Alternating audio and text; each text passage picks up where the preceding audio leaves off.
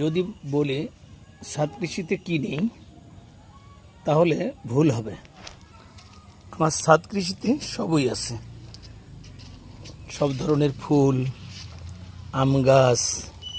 বলি যে কুমড়ো ধরেছে অনেক, সে কুমড়ো দেখে অতিভূত হচ্ছে, বেশ বড় হয়েছে।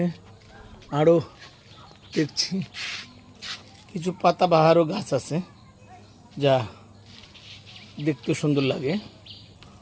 গোলাপ গাছও অনেক আছে, পানির ব্যবস্থা আছে, যার জন্য সব কিছুই ভালো। লেবুর গাছ, লেবুও অনেক ভালো।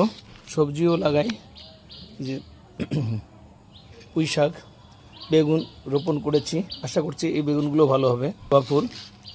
জবা ফুল ভালোই, গাছটা ভালোই টবের মধ্যে।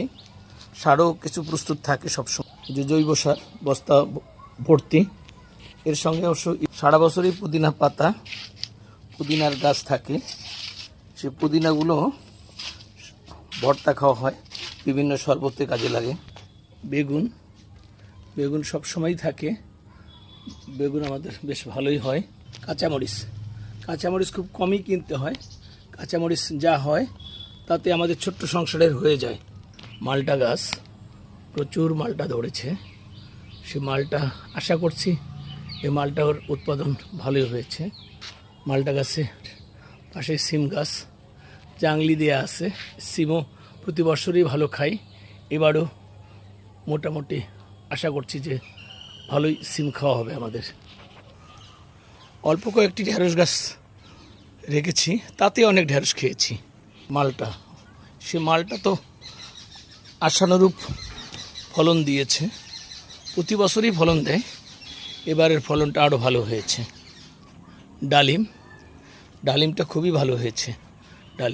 দুটো গাছ দিয়েছি, এই দুটো গাছেই অনেক ডালিম এসেছে।